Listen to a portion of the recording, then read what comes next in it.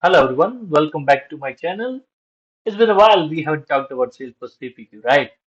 Yes, so today we are going to talk about Salesforce CPQ and we are going to cover code splitting today.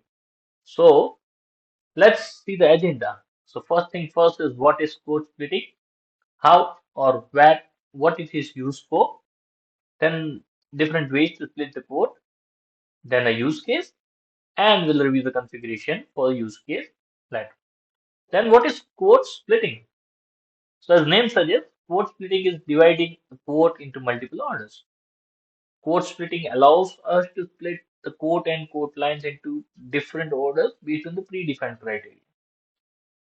Code splitting is the best use when few code lines of same code needs to be shipped to different customer entities, or there can be a separate order required based on the product family. Okay, so let's split, let's see the ways to split the code. But before going to the waste of splitting the code, there is a setting that needs to be activated. So in the install package for Salesforce CPQ, there are different tabs. Right? So in order tab, there is a checkbox called allow multiple orders that must be checked when you want to split the order. And where can you find it? Over here.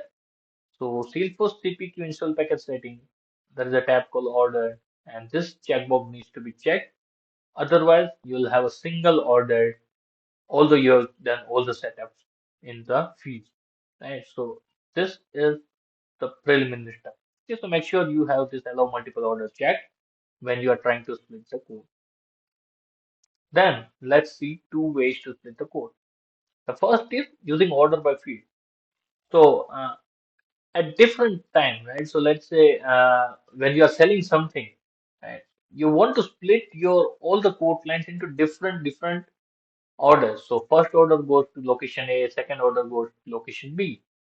That is what you want to do, but you don't want to create two ports for them. You want to split a single code into two orders. So you can do that using this order by field.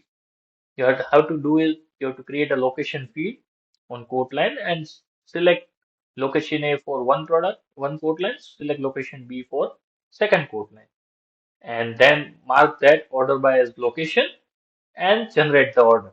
And that's we're going to see right now in first use case. Then second is using card grouping. So you can create a group in the card, and by that group, you can split your code into multiple orders. Now let's see the use case. The first use case is Apple is selling MacBooks to the customer, and Apple wants those MacBook to be shipped to different locations. So this is the very first use case in which we are going to use order by. For that, let me just go to add product and add hardware product, which is MacBook, and select the location as A. And I'll save it. I'll make the quantity as 10. So 10 quantity of laptop needs to be shipped to location A. I'll again go over here and I'll add MacBook with location as location B. I'll save it and I'll mark the quantity as 50. So this 10 laptop needs to be shipped to location A. This needs to be shipped to location B. I'll save the code. I'll come to the code screen where I can see this order by. It is set to location field, which is an API name of the location that we added. And I can show you over here as well. The location is location A, the location is location B as well. So now I want to split. This needs to be gone to one order, this needs to be gone to the second order. So what I'll have to do is I have to set that order by flag to location, and I'll just do an order. And as soon as the process gets finished, if I go to related, I'll see two orders. The first order will be having a single order line having quantity as 10. The second is having another order line quantity as 15. So this way you can split the code into multiple orders via location or via any other custom field that you are creating on the code line.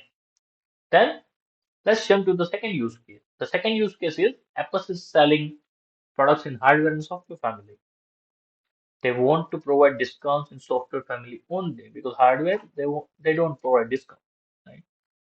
And they want to provision that the orders will be created by that group only. Okay, so let's review that. So I'll take another quote.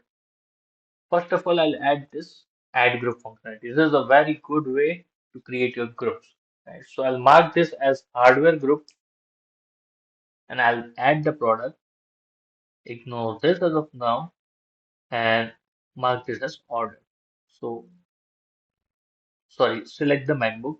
We don't want location right now. And you see, we have got one line under this hardware group and which is MacBook. Now I'm gonna add another group and mark it as software. Now in this, I'm gonna add this Microsoft 365 software licenses. And on this, let's say I want to provide 10% discount. So I will provide 10% discount. You see the price immediately got changed from 50 to 45. And now I want to save it. So I'll save this out. Now, as soon as I go to quote, right, I'll move forward to quote line where I want to show you something called group. If that's been there on the layer. You see, it's hardware. Here it's software, right? So now we are not splitting it by any particular field, but we want to split it by quote line group. So there is a checkbox called order by quote line groups. Now what I'll do is I'll just mark it as ordered and I should see two orders to be chosen. Opportunity must have a primary quote. I forgot to mark it as primary. So what I'll do is I'll cancel this out and first of all I'll mark it as primary. Okay, I believe I am taking the wrong opportunity, but let me see. Yeah, it's the order by group only. And let's try.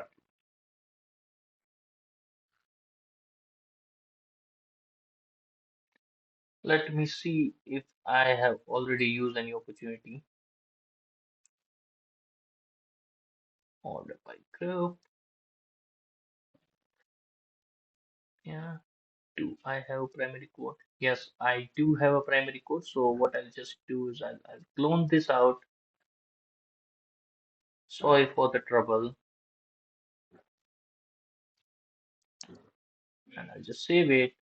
And over here, I'm just gonna change opportunity to group 2. Okay, so that we won't get this error.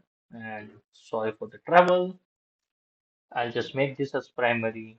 And now, let's say if I make it ordered, it should create two orders, each belonging to different order product. So this order product belongs to the hardware one. This order and order products belong to the software one. So this way you can split via grouping the products as well. Okay. So these are the two ways in which you can split your code into multiple orders. I hope you guys like this. Thank you very much for watching the videos. Please like and share the content. And if you haven't subscribed to my channel, please subscribe to my channel. Thank you very much.